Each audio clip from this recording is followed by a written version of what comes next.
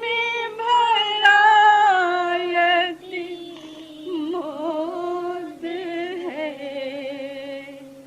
जुग जुग जियो मेरे दीन बंधो, जुग जुग जियो मेरे दीन बंधो।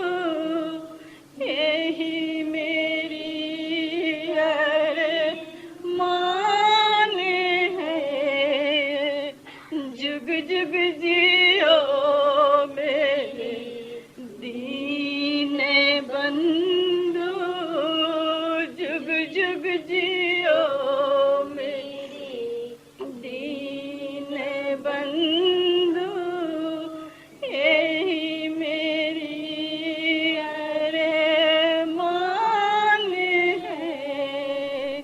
बने रहो तुम हम सबों के, बने रहो तुम हम सबों के। नित्य जग कल्याण हो तुम्हें बारंबार प्रणाम हो। साथ बीते हर घड़ी, जग की कभी ना याद हो। साथ बीते हर घड़ी, जग की कभी ना याद हो। वर्षा सदा तब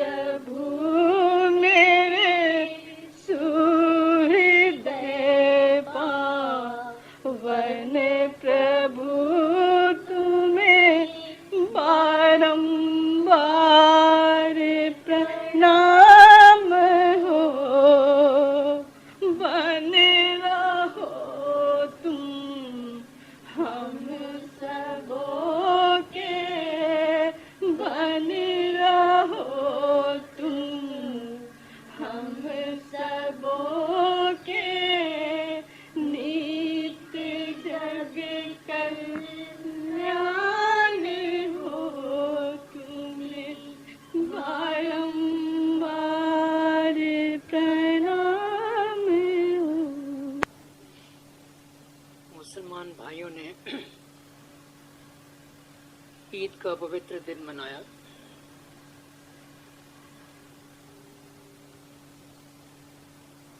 हजरत इब्राहिम हुए हैं, उनकी संतान वृद्ध अवस्था में हुई, बालिग था एक बच्चा। उसके साथ उनका बहुत ही प्रेम, या संसारिक भाषा में कहें कि बहुत मोह था। उस बच्चे के मोह के कारण परमात्मा के चरणों की ओर जो ध्यान जाता था उसमें कमी आ गई। वे महान संत थे, प्रभु शक्ति प्रकट हुई है, भीख मांगी है। हजरत इब्राहिम कहते हैं, हाँ मांगी है, क्या चाहिए? इस बच्चे का जीवन चाहिए, बच्चा चाहिए।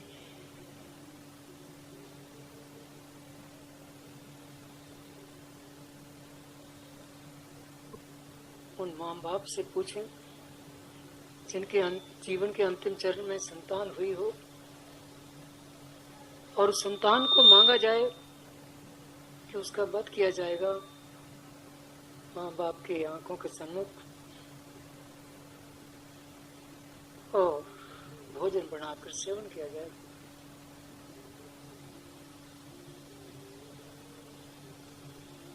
कभी कहते हैं, सभी महापुरुष कहते हैं कि ईश्वर की कृपा महान है। जिस पर ईश्वर की कृपा हो जाती है उसका उद्धार हो जाता है।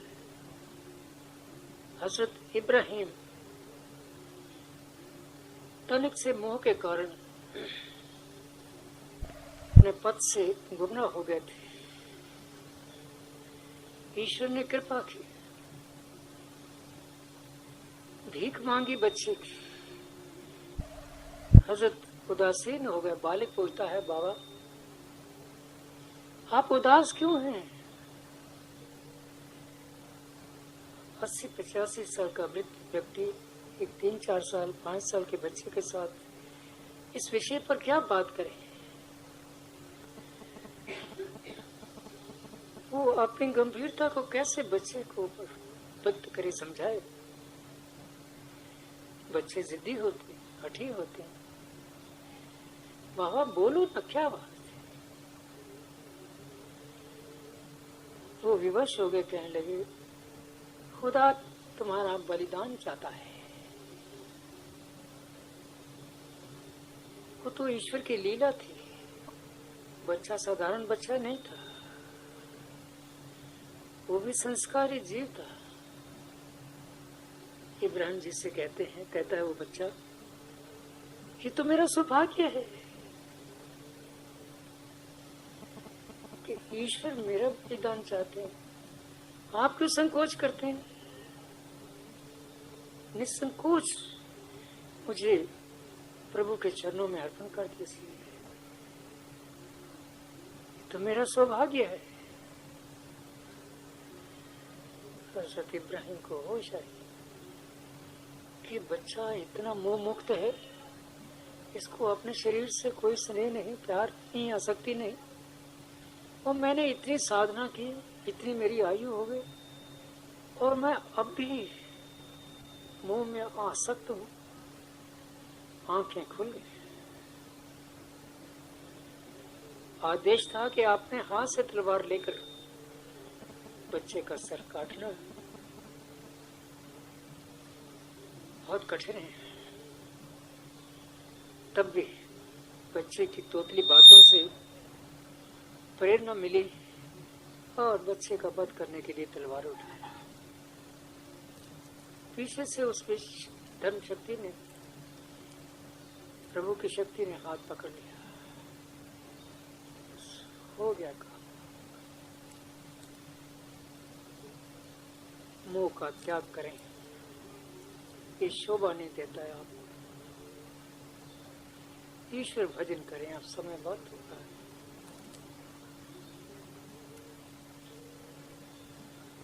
ये ईश्वर के बात है। ये हजरत इब्राहिम की ही स्थिति नहीं थी, ये स्थिति हम सब की है। हम सब ही मोहग्रस्त हैं।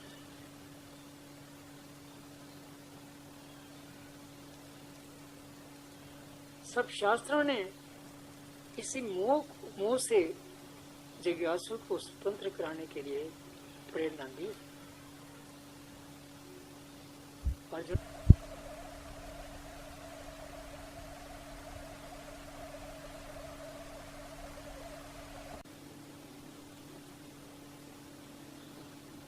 भगवान को बड़ी कठिनाई आई है अर्जुन को मोह से मुक्त करने के लिए।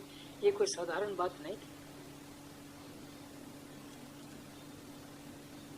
ये तो भगवान ही जानते होंगे कि उनको कितनी कठिनाई आई है कि अर्जुन के एतकाद को, अर्जुन के भय को, अर्जुन के मोह को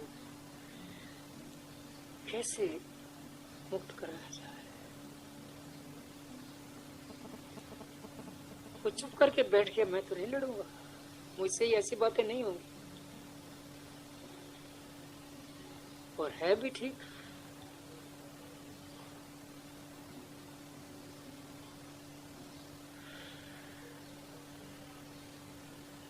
इसीलिए भगवान ने कुरुक्षेत्र के या धर्म क्षेत्र के मैदान में जीवन की लीला खेलने के से पहले अर्जुन को प्रज्ञा का उपदेश दिया है, समझाया है कि तू ये अपने आप को समझता है कि मैं शरीर हूँ। शरीर 5 साधारण लोग ये समझते हैं जो बाहर का शरीर है, हमारी आसक्ति दूर हो जाएगी तो बस काम बन जाएगा। ऐसा नहीं है। 5 शरीरों से साधक को मुक्त होना पड़ेगा। हमारी प्रगति साधना में नहीं होती, उसका कारण यही है कि हम आज तक गंभीर नहीं हुए हैं कि अपने शरीर से मोह मुक्त हों। ये बाहर के शरीर से भी तथा अन्य शरीर अर्थात प्राणों का शरीर, मन का शरीर, ये बहुत सत्य है, बहुत सत्य है।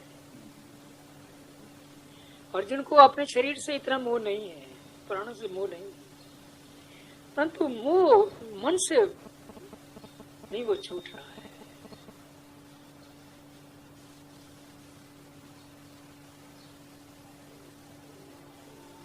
फिर इसके बाद बुद्धि आ जाती है, ये सोचती है ये बुरा है ये भला है।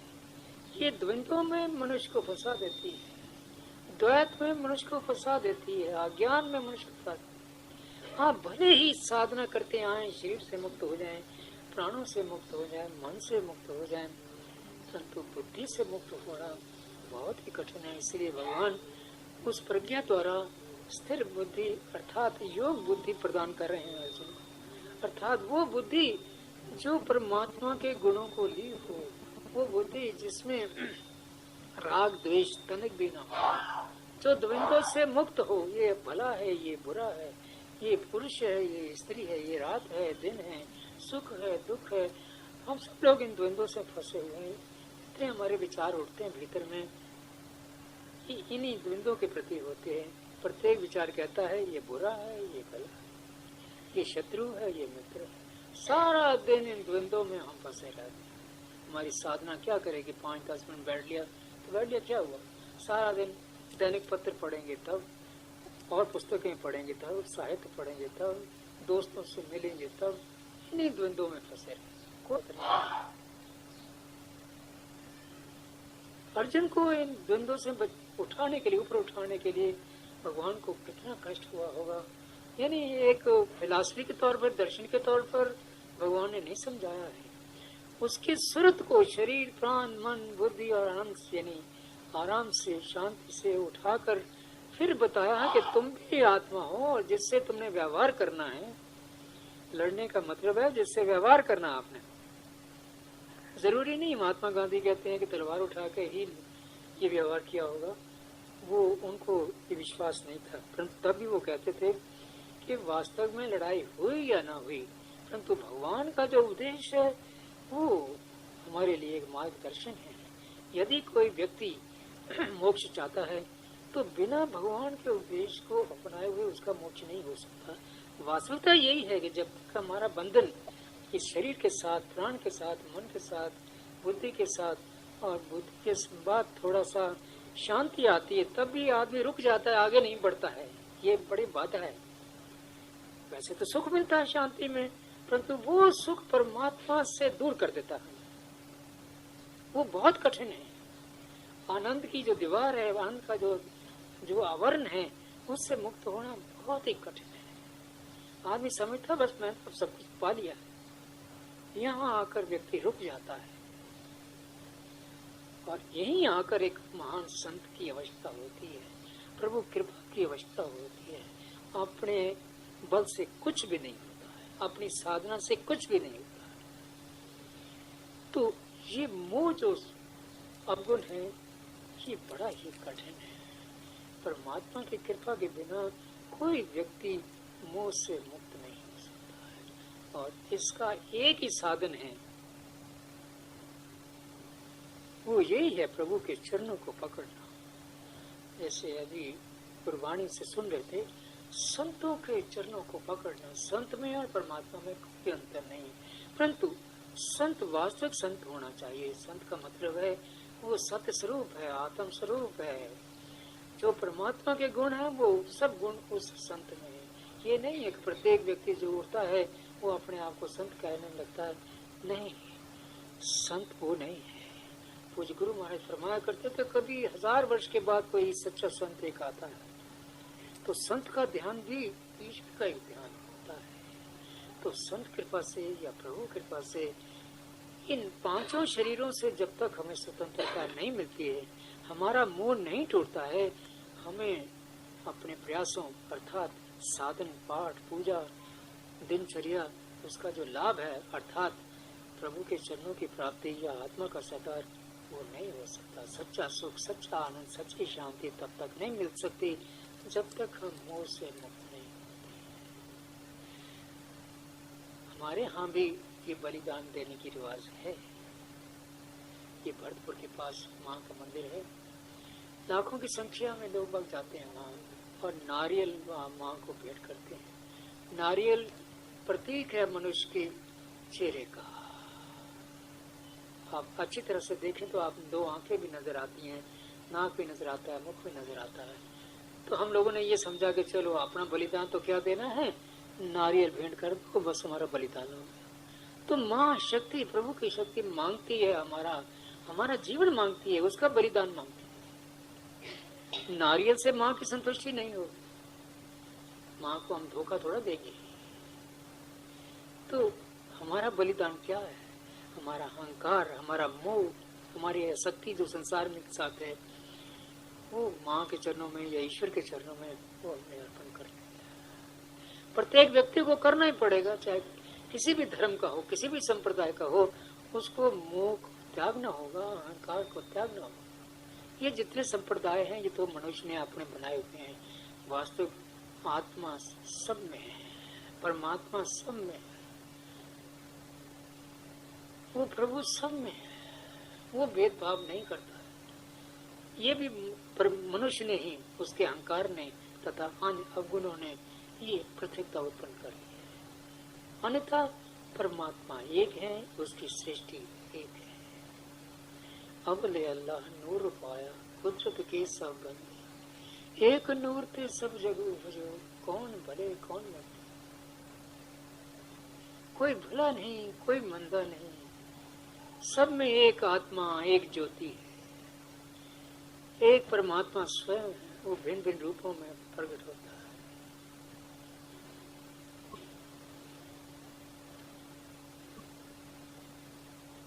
तो आप कहेंगे कि मोह से मुक्त होकर साधना कैसी हो? क्या घर बार छोड़ना होगा? नहीं, अर्जुन को घर बार छुड़ाया नहीं, हजरत इब्राहिम को घर बार छुड़ाया नहीं, राजा मयूरध्वज को घर बार छुड़ाया नहीं, उसको उपदेश दिया गया है, प्रेरणा दी गई है और अधिकारी बनाया है। महापुरुष सब में अपना स्वरूप या परमात्मा का स्वरूप देखते हैं। अपनी संतान में भी परमात्मा का स्वरूप, संसार में भी परमात्मा का स्वरूप, वातावरण में, वायुमंडल में भी परमात्मा है। ऐसे व्यक्ति का व्यवहार अपने परिवार के साथ, समाज के साथ, देश के साथ, विदेशों के साथ एक मधुर व्यवहार होता है। वो सबके साथ प्रेम करेगा, बच्चों के साथ प्रेम करेगा। उसके प्रेम में और हमारे प्रेम में अंतर है। उसके प्रेम में मधुरता होगी, हमारे प्रेम में रूखापन होगा, क्योंकि हमारा मन का प्रेम है, हमारा प्रेम नहीं, हमारा मोह है। उसका व्यवहार जो होगा संत का, उसमें प्रेम होगा। यही गोपियों का रूप है। भगवान और गोपियों में कोई अंतर नहीं। संतों को भी गोपी ही कहते हैं। भगवान में, गोपियों में, संतों में कोई अंतर नहीं। तो प्रेरणा मिलती है हमें इन महापुरुषों के जीवन से। वो प्रेरणा की ये क्या है जो हम साधना करते हैं, ये ऊपर ऊपर की साधना ना करें, शरीर से ऊपर उठें। जैसे मैंने अभी निवेदन किया है, पांचों शरीरों से ऊपर उठना होगा और अपनी सुरत को ईश्वर के चरणों में या अपने स्वयं आत्मा के चरणों में लय करना हो।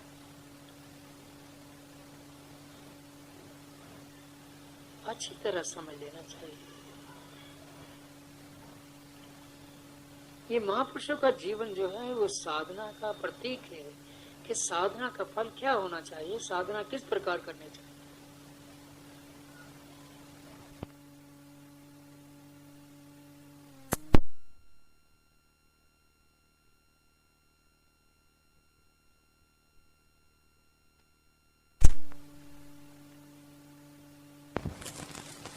या अपनी आत्मा का साक्षात्कार करते हैं, यहाँ आत्मा को परमात्मा में नहीं करते, भिन्न भिन्न तरीके से कहते हैं, बात एक ही है।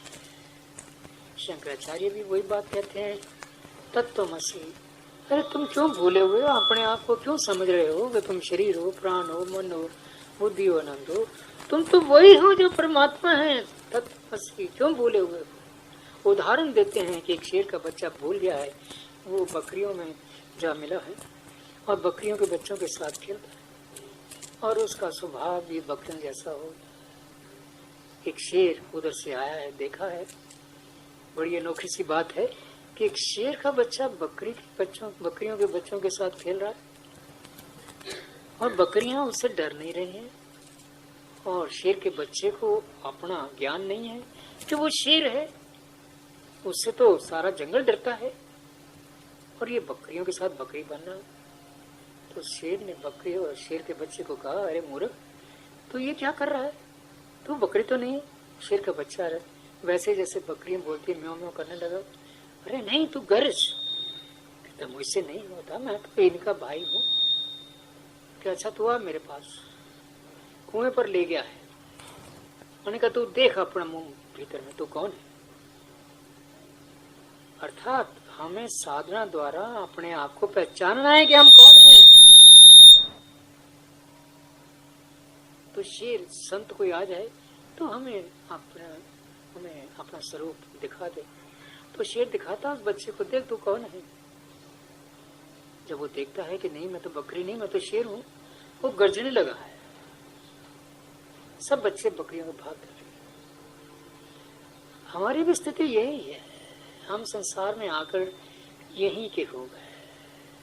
हम अपनी आत्मा को भूल गए, अपने स्वरूप को भूल गए। महापुरुष कहते हैं मन तो ज्योत स्वरूप है, अपना मूल पहचान। तो वही परम ज्योति की अंश है, ज्योति है, वही तत्व है, वही स्वरूप है। अपने आप को पहचान। हज़रत ईसा भी यही कहते हैं, नो thyself।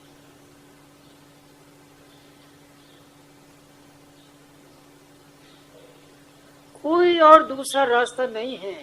चाहे इस्लाम का हो, चाहे हिंदू धर्म का हो, चाहे सिख धर्म का हो, चाहे अन्य धर्मों का हो, कोई अन्य रास्ता नहीं।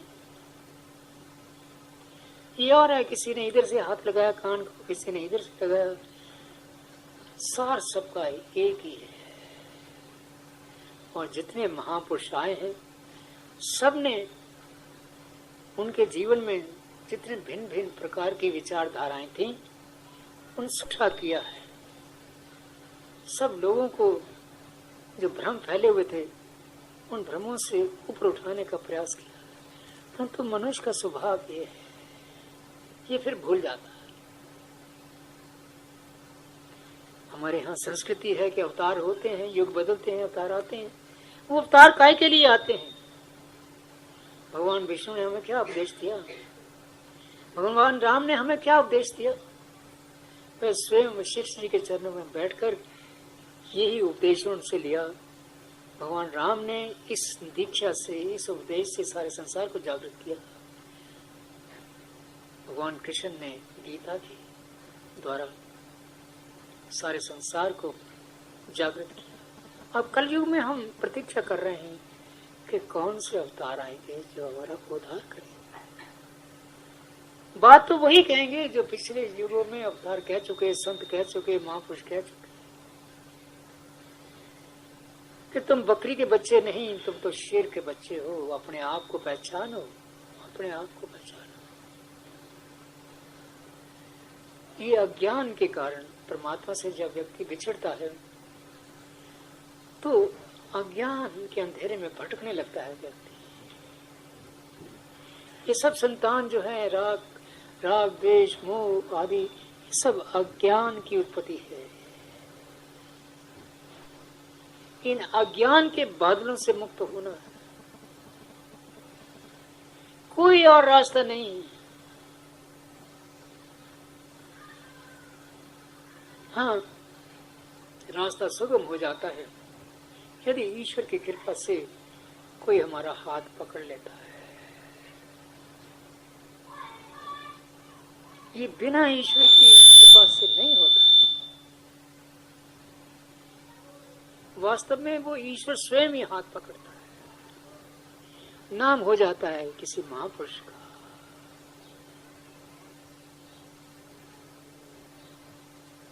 और ये भी तभी होता है जब हमारे संस्कार पूरे हो जाते हैं। बुरे कुसंस्कारों को छोड़ने का यत्न ही साधना है। चाहे किसी प्रकार की साधना करो, उसमें कोई अंतर नहीं है। सब तरीके महापुरुषों ने जो बनाए हैं वो सब सही है, परंतु सार सबका यही है। मन तो जो स्वरूप है, अपना मूल पहचान, अपने आप को पहचानो। नो दर्शन तत्वमसि, तुम वही हो। शेर के बच्चे हो, जागो, इस मोड़ निद्रा से जागो।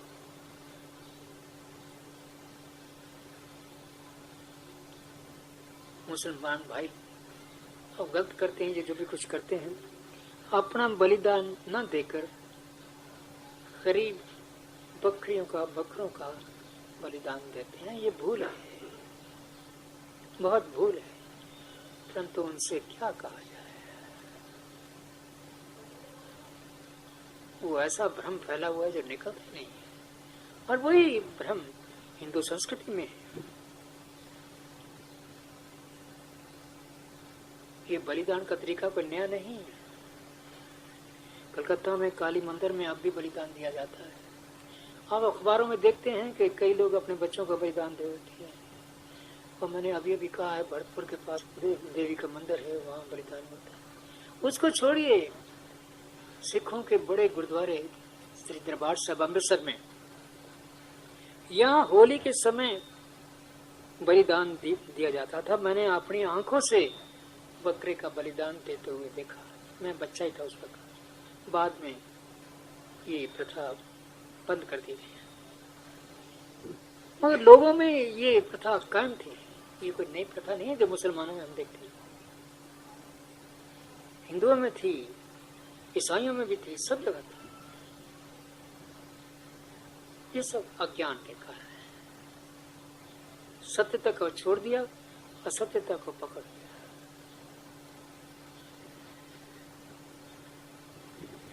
ईश्वर कृपा करें कि सबको सदमार्ग की प्राप्ति हो।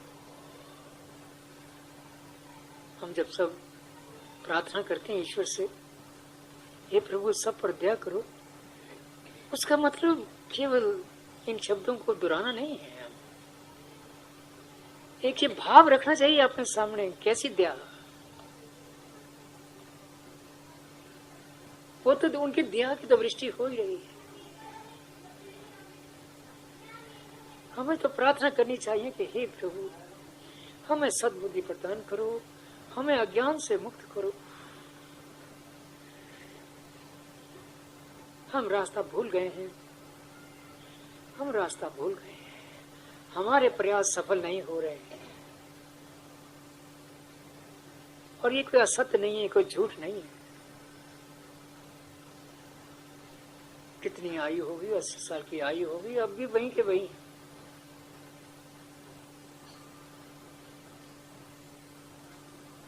इस अज्ञान से छूटना कोई साधारण काम नहीं। इसके लिए प्रार्थना करना चाहिए, हे प्रभु सब पर कृपा करो ताकि वे आपकी संतान कहलाने के योग्य हो जाएं। वो तभी योग होंगे जैसे हजरत ईसा ने कहा, I and my father are one.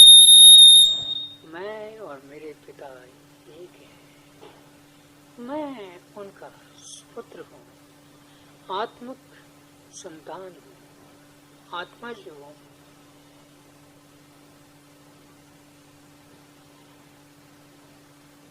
यही सच्ची प्रसादी है, यही सच्ची प्रार्थना है, यही सच्ची साधना है कि हम अपने आप को पहचाने, ईश्वर को पहचाने और